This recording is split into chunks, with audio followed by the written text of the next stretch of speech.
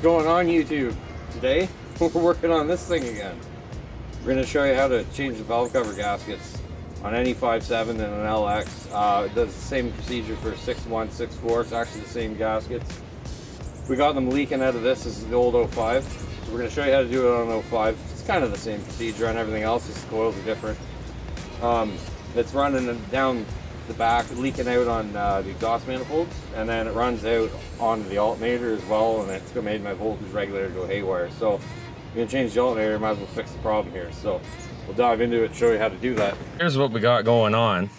As you can see, we got to take the whole valve cover off. Now, some people are deterred by these rusty bolts, but a little trick, don't even worry about that. Because it's a stud, it just takes the whole stud out. They're actually super easy to get out. You barely need any effort. And once we start this, the first thing we're doing is we're gonna pull all the coils off first. That's step one. Now, once you get them all loosened off, bolts out sort of thing, here's what I like to do. You gotta remember which cylinder these are for. Because on an 05, you've got a separate spark plug wire, and then the coil goes on the other plug.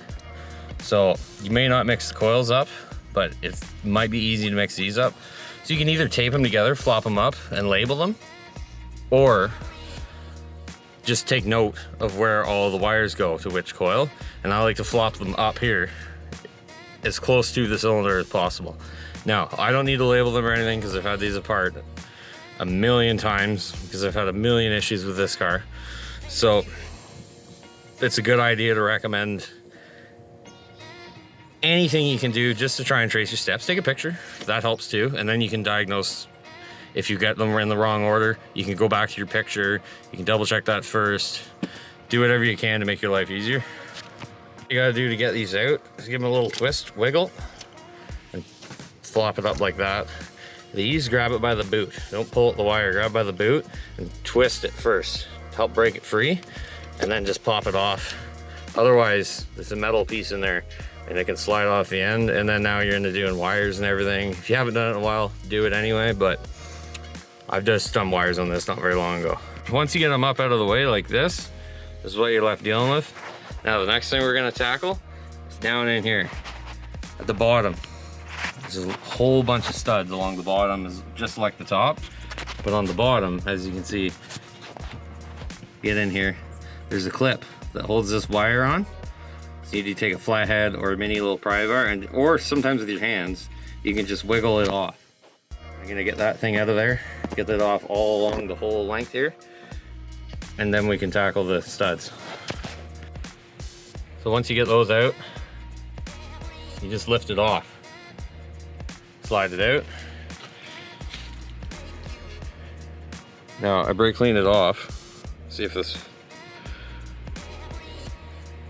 to get all the grease off it. And then, I don't know if this was, right there you can see, there's little cracks on it. So that's where the leak was.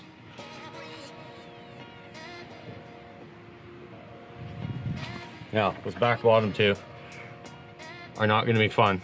Well, the bottom row really, but the back bottom two are the worst. Now, once you get these off, your next step is, as you can see, I pulled out the O-ring around the outside, and now we're gonna pull these out. Whatever method you can use to get these out, mine are rock solid. The flathead works, but see, it's like chipping pieces off of it. So I find with the flathead on these, because they're so cracked, yeah, they're just flaking apart. The flathead breaks it out in chunks. They're literally solid. So, whatever method you can use to get these out, it's gonna be a little bit of a fight if yours are as old as mine, but just poke away at it, plug away, do what you can.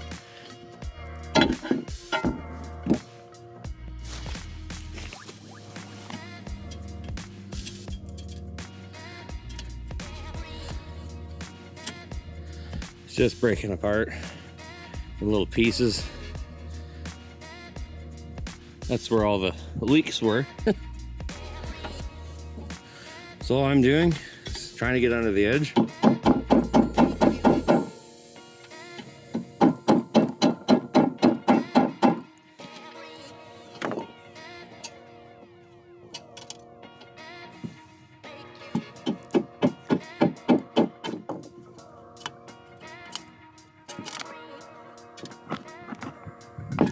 So once you get them out, I like to spray some brake cleaner just on the edge of a rag. Take it all in there because it leaked. So you want to try and get as much oil or residue, grime, anything, you want to try and get it out of there. Then you just go around the whole, all of them, both valve covers, around the outside, clean everything out as best you can. Try and prevent any further leaks. So once you get all the grooves cleaned out, what you've got to do is take your gaskets. So it comes with obviously 2 of these. On here, there's a thick side and a thin side. So this is a thick one. You want the thin side in the groove of the actual valve cover. And the thick side goes against the face on the head. And that's what spreads out as you push it down, bolt it down. The kit I have comes with 2 of these, and it also comes with all of it. They're in blue, and it's the same idea. Thin side, thick side, so it goes down like that.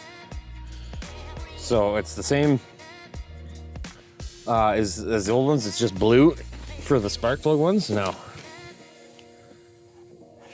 you can focus on that. That's the part number if you want the Felpro kit. I use Felpro for all the gaskets.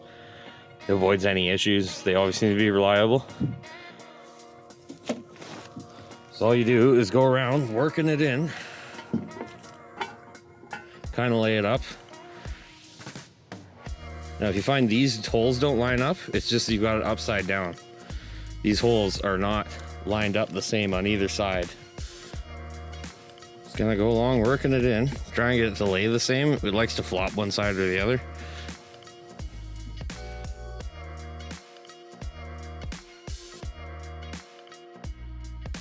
Now, once you've got the O-rings in, it's just a matter of cleaning all the surface with brake cleaner, whatever you've got. Try not to get anything in the valve train, and then just slowly making sure everything's out of the way as much as it can be, getting there down in there.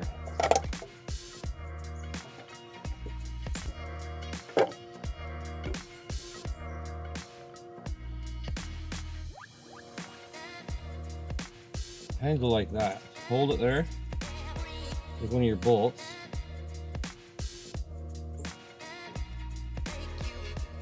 Just get a couple threads started on it. And same with the other end.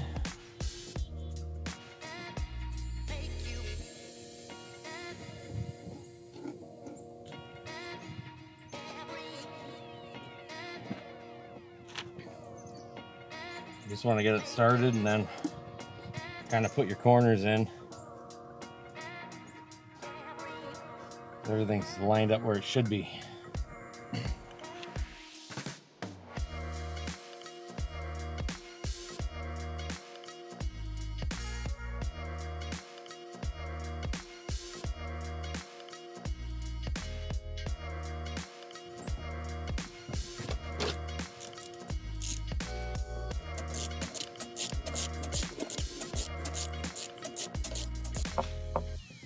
So that's all bolted down tight.